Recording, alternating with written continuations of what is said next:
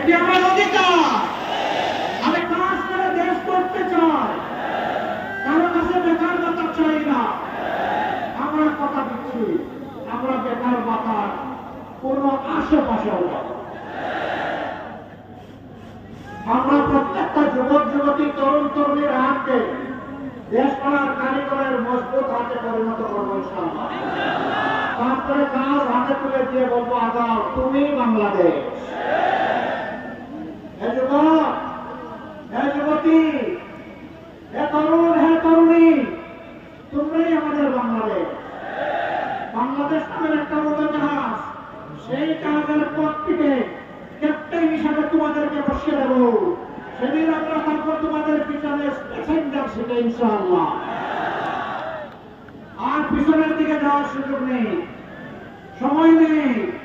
অনেক ক্ষতি হয়ে গেছে এই জাতির।